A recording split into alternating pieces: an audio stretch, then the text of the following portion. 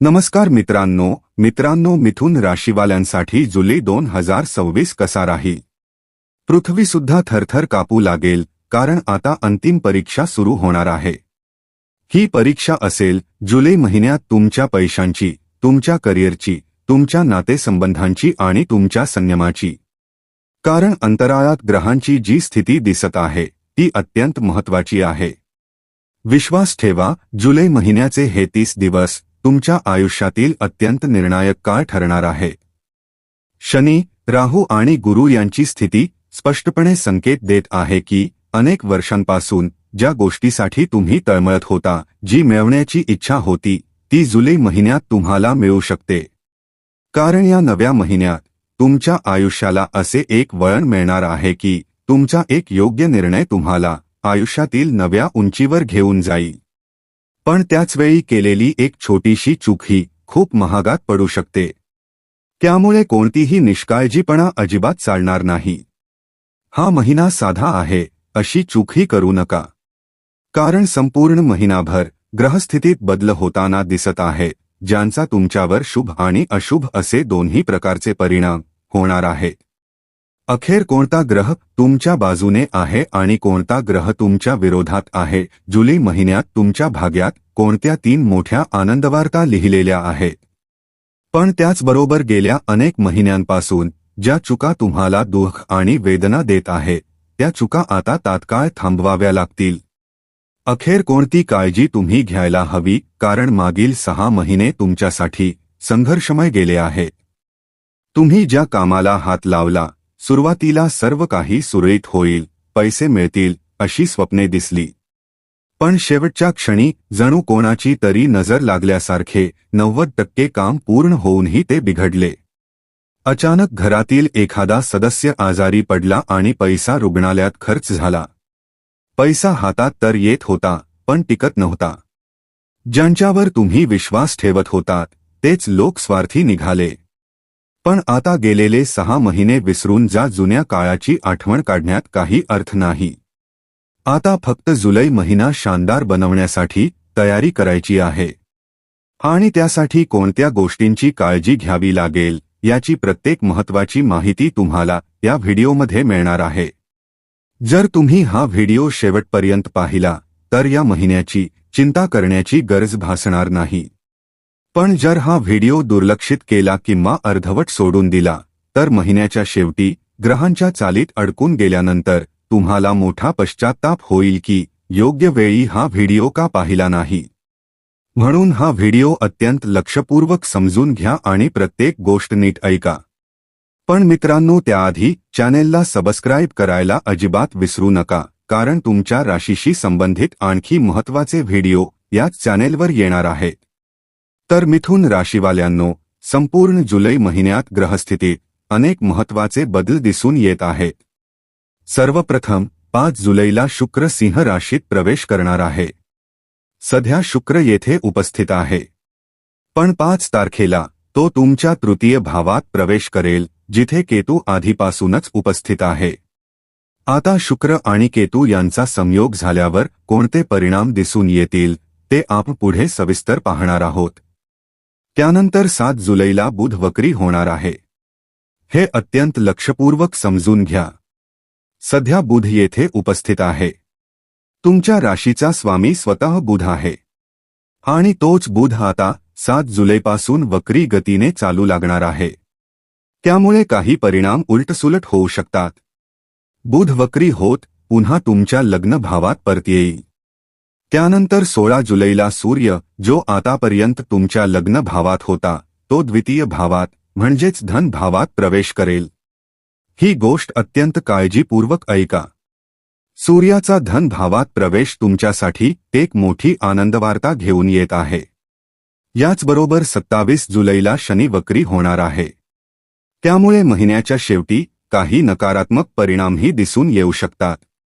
सर्वप्रथम महिन्याची सुरुवात कशी होणार आहे ते समजून घेऊया।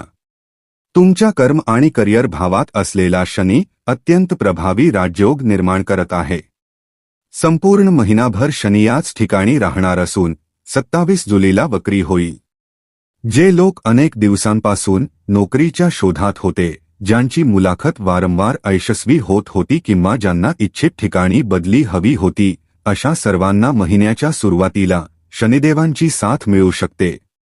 तुमच्या प्रतीक्षेचे फळ आता मिळण्याची वेळ आली आहे. कारण तुमचे संपूर्ण आयुष्य संयमाने आणि संघर्षाने भरलेले राहिले आहे. कोणतीही गोष्ट मिळवण्यासाठी तुम्हाला खूप धीर धरावा लागला, खूप मेहनत करावी लागली. तेव्हाच यश मिळाले. पण आता जुलै महिन्यात नोकरीत चांगले परिणाम मिळू शकतात. मनासारखी नोकरी मिळू शकते. इच्छित ठिकाणी बदलीही होऊ शकते. मिथुन राशीवाल्यांनो, मात्र 27 जुलैला शनी वक्री झाल्यानंतर काही नकारात्मक परिणामही दिसू शकतात. त्याची माहिती आपण पुढे पाहू. आता दुसऱ्या आनंदवार्तेकडे वळूया. 5 जुलैपासून शनिदेव तुमच्या आयुष्यात आनंदाची चाहूल देत आहेत. ते तुमच्यामध्ये उत्साह आणि ऊर्जा निर्माण करत आहेत. कारण ते करिअरच्या भावात असल्यामुळे करिअरमध्ये प्रगतीची शिडी उभारण्याचे काम करत आहेत. पण 5 जुलैला शुक्र जेव्हा तृतीय भावात प्रवेश करेल, जिथे केतू आधीपासूनच आहे, तेव्हा तुमच्या जीवनात एक महत्त्वाचा बदल घडेल. विश्वास ठेवा, तुमची सर्जनशीलता, क्रिएटिव्हिटी मोठ्या प्रमाणात वाढेल. स्वतःवरील विश्वास अधिक दृढ होईल. तुमच्या मनात विचार येईल, मी इतकी वर्षे शांत का बसलो? इतकी वर्षे निघून गेली, तरी मला जे हवे होते, ज्यावर माझा हक्क होता, ते मला का मिळाले नाही? आणि मग काहीतरी मोठे करून दाखवण्याची जिद्द, धैर्य आणि पराक्रम करण्याची प्रेरणा शुक्र तुम्हाला प्रदान करेल. कारण शुक्र हा प्रेम, आकर्षण आणि सन्मानाचा कारक ग्रह मानला जातो.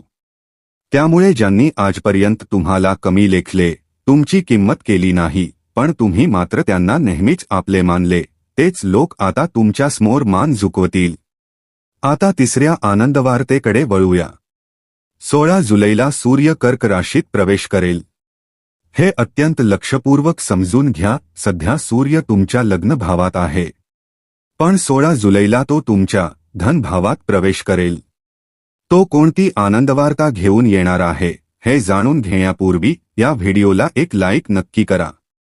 कारण तुम्ही व्हिडिओला लाईक करता तेव्हा आमचे सर्व परिश्रम आणि संशोधन सार्थकी लागल्यासारखे वाटते. तुमच्या एका लाईकमुळे आम्हाला मोठी प्रेरणा आणि उत्साह मिळतो. त्यामुळे लाईक नक्की करा.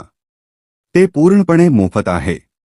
कमेंट बॉक्समध्ये जो कोणी आज मनापासून हर हर महादेव लिहील, त्याच्यावर महादेवांची कृपा राहो आणि त्याचे सर्व दुःखदर्द दूर होवोत. आता सूर्यामुळे मिळणारी तिसरी आनंदवार्ता समजून घेऊया. 16 जुलैला सूर्य धन भावात प्रवेश करेल. त्याआधी 5 जुलैला शुक्र पुढे गेलेला असेल आणि 7 जुलैला बुध वक्री होऊन लग्न भावात परत आलेला असेल. अशा वेळी धन भावात फक्त गुरु उपस्थित असतील आणि त्याच ठिकाणी सूर्याचा प्रवेश होईल. गुरु हा भाग्याचा कारक ग्रह आहे. जेव्हा गुरु आणि सूर्य धन भावात एकत्र येतात, तेव्हा 16 जुलैनंतर आनंदाचे दरवाजे उघडू शकतात. समजा तुमचे पैसे कुठेतरी अडकले आहेत, प्रलंबित आहेत किंवा कोणाकडे उधारीत अडकले आहेत, तर ते पैसे परत मिळण्याचे प्रबळ योग निर्माण होतील. जर तुम्ही कौटुंबिक व्यवसाय करत असाल तर त्या व्यवसायालाही या काळात चांगली प्रगती मिळू शकते. तुम्ही नेहमीच या विचाराने चिंतेत असायचात की माझ्याकडे बचत होत नाही. उद्या अचानक गरज पडली, आपत्कालीन परिस्थिती आली, तर कोणाकडे मदत मागायची? विश्वास ठेवा, 16 जुलैनंतर सूर्य आणि गुरु मिळून तुमच्या बचतीत मोठी वाढ घडवून आणू शकतात. तुमची सेव्हिंग्स नव्या उंचीवर पोहोचू शकते. बँक बॅलन्स वाढू लागल्यावर तुम्हालाही मनःशांतीचा अनुभव येईल. आता चौथ्या आणि शेवटच्या आनंदवार्तेकडे वळूया. ती ऐकून तुम्हालाही आश्चर्याचा धक्का बसेल. ग्रहांचा सेनापती कोण आहे हे तुम्हाला माहिती आहे का? कमेंटमध्ये नक्की सांगा. मंगळ हा ग्रहांचा सेनापती आहे. सध्या मंगळ तुमच्या 12व्या भावात म्हणजेच खर्चाच्या भावात असून विपरीत राजयोग निर्माण करत आहे. त्यामुळे त्याचे शुभ आणि अशुभ असे दोन्ही प्रकारचे परिणाम तुम्हाला अनुभवायला मिळतील. सर्वप्रथम मंगळ तुमचे गुप्त शत्रू समोर आणेल आणि त्यांच्या कारस्थानांवर पाणी फिरेल. तुम्ही एक गोष्ट नक्कीच पाहिली असेल.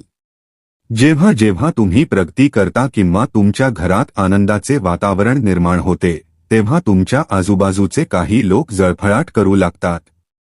पण काळजी करू नका. अशा वेळी मंगळ तुमच्या पाठीशी खंबीरपणे उभा राहील. तुमचे विरोधक पराभूत होतील. जर तुम्ही आयात निर्यात इम्पोर्ट एक्सपोर्ट व्यवसाय करत असाल किंवा एखाद्या बहुराष्ट्रीय कंपनीत काम करत असाल तर तिथेही मंगळ तुमची साथ देईल. मात्र लक्षात ठेवा, मंगळ हा अग्नितत्वाचा ग्रह आहे.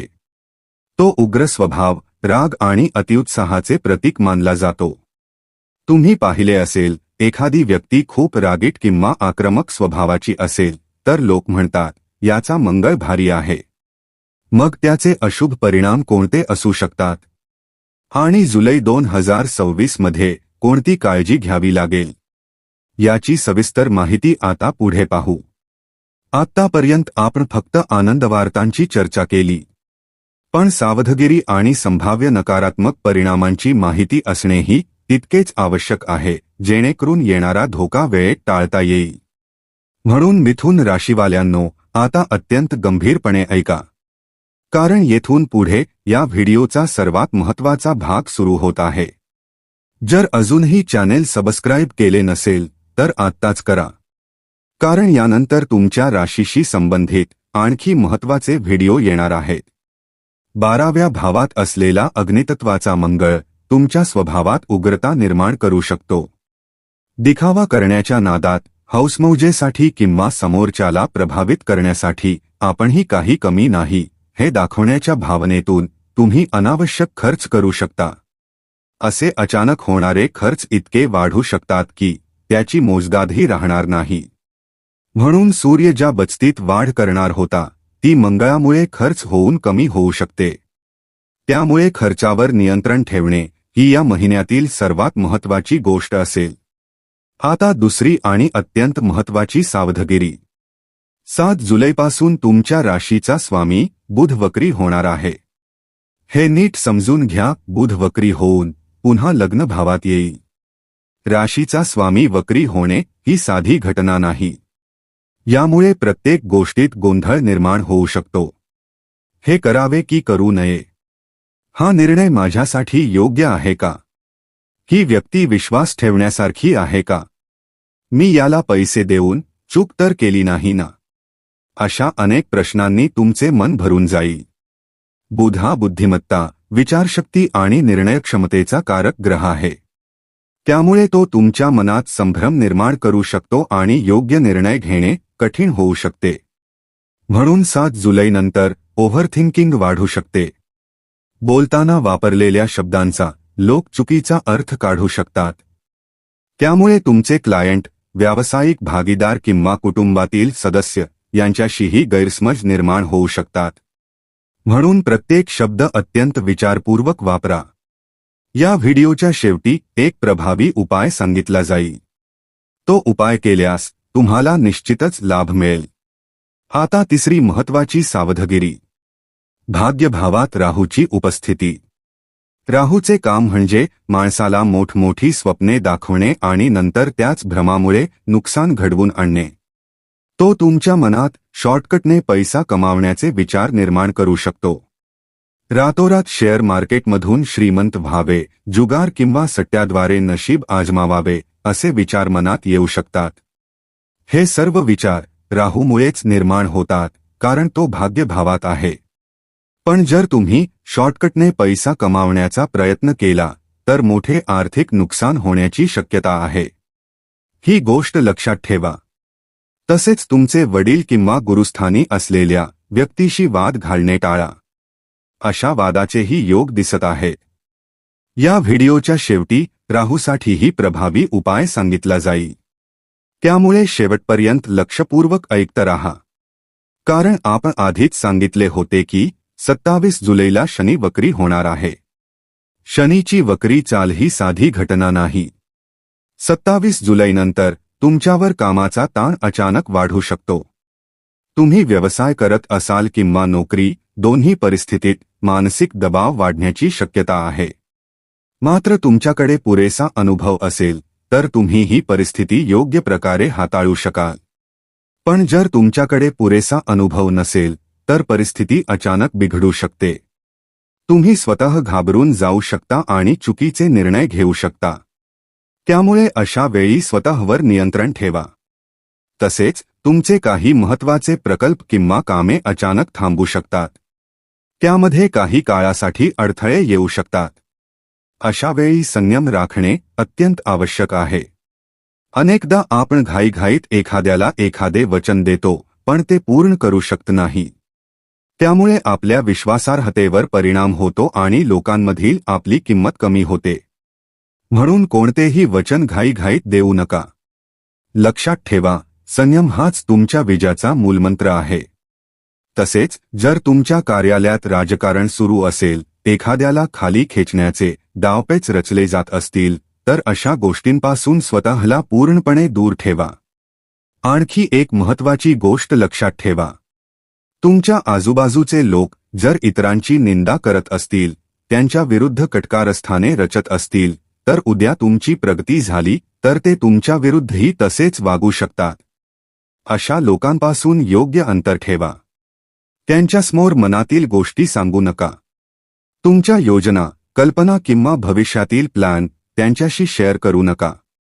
अन्यथा आयुष्यभर पश्चात्ताप करण्याची वेळ येऊ शकते. आता मिथुन राशीवाल्यांसाठी 2 महत्त्वाचे उपाय सांगतो. पहिला उपाय तुमच्या राशीचा स्वामी वक्री बुध यासाठी आहे आणि दुसरा उपाय राहू यासाठी आहे. हे उपाय अत्यंत लक्षपूर्वक समजून घ्या.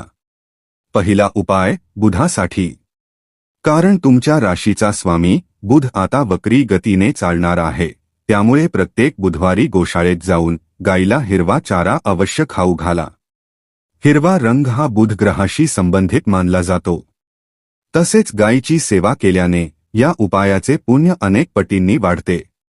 यामुळे बुध ग्रह बळकट होईल आणि तुमच्या आयुष्यात निर्माण होणारा गोंधळ, निर्णयांमधील संभ्रम आणि बिघडणारी कामे मोठ्या प्रमाणात टळू शकतील.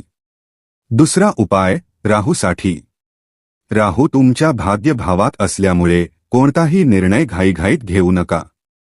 अवास्तव स्वप्नांच्या मागे धावू नका आणि भ्रमात अडकू नका.